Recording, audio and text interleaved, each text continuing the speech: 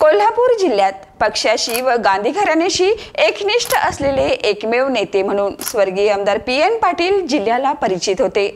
कोल्हापूरच्या राजकारणात पी.एन. पाटील, महादेवराव महाडिक, अरुण नरके ही मैत्री जगजाहीर होती। राजकारण ते समाजकारणात त्यांनी स्वतःला वाहून घेतलं होतं। तसेच काँग्रेसच्या तमाम वरिष्ठ नेत्यांशी त्यांची जवळचे संबंध होते। पी.एन. पाटील यांनी राजकारणात काँग्रेसच्या ध्येय धोरणाची आयुष्यभर पाठराखण केली। दोनदा आमदार झाले तरीही पाटील मंत्रिपदापासून मात्र वंचित राहिले। नमस्कार, मी सुरेखा आणि आपण पाहतात तारा न्यूज। निष्ठा किंवा पद यापासून अलिप्त असणाऱ्या राजकीय नेते मंडळींना पाटील यांचं जीवन एक धडा ठरावा असंच कोल्हापूर जिल्हा काँग्रेसचे अध्यक्ष पी.एन. पाटील हे 7 दशकाचा जीवन प्रवास संपून अनंतात विलीन झाले। त्यांच्या मागे उरल्या त्या काँग्रेसच्या निष्ठा सांगणाऱ्या अनेक कथा कहाण्या। दिनांक 6 जानेवारी 1953 रोजी सडोली खालसा येथे मातंबर घराण्यात त्यांचा जन्म झाला। कोल्हापुरातील दिवंगत राज्यमंत्री श्रीपतराव बोंद्रे यांचे ते जावई। भोगावती सहकारी कारखान्याच्या माध्यमातून त्यांनी सहकार शैक्षणिक क्षेत्रात सार्वजनिक जीवनाचा श्रीगणेशा केला। अडचणीत असताना ते नेहमीच सगळ्यांच्या मदतीला धावून गेले। विलासराव देशमुख मुख्यमंत्री असताना मोठा प्रसंग उद्भवला होता। नारायण राणे यांनी अविश्वास ठराव आणला तेव्हा कोल्हापूर जिल्ह्यात एकूण 5 मंत्री होते, त्यातलेही काही आमदार राणे यांना मिळालेले।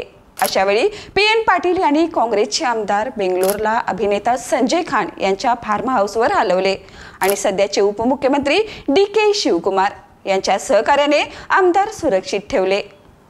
उत्तर कर्नाटकातील जनता दलाचे बडेप्रस्त कंती बंधू यांच्या सहकार्याने माजी पंतप्रधान देवेगौडा यांच्याशी संपर्क साधून महाराष्ट्रातील धर्मनिरपेक्ष जनता दलाचे आमदार काँग्रेसच्या बाजूने वळवले आणि देशमुख यांच्यावरील अविश्वास ठरावाचे संकट दूर झाले।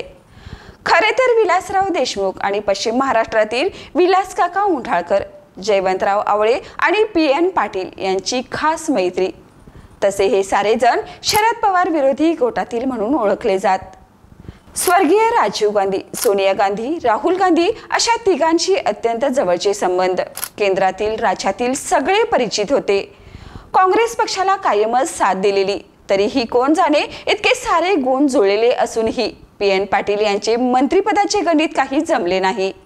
राजकारणात निष्ठावंताचा अध्याय लिहिला जाईल तेव्हा पहिला धडा हा करवीरच्या वाघाचा असेल, अशा भावना आज कार्यकर्त्यांनी समाज माध्यमातून व्यक्त केल्या खऱ्या, पण प्रश्न उरतो तो काँग्रेसमध्ये निष्ठेला खरंच महत्त्व किती याचाच। गांधी परिवाराशी जवळीक, निष्ठा, तरीही पी.एन. पाटील यांचा राजकारणाचा अध्याय अद्यापही उपेक्षितच राहिलाय।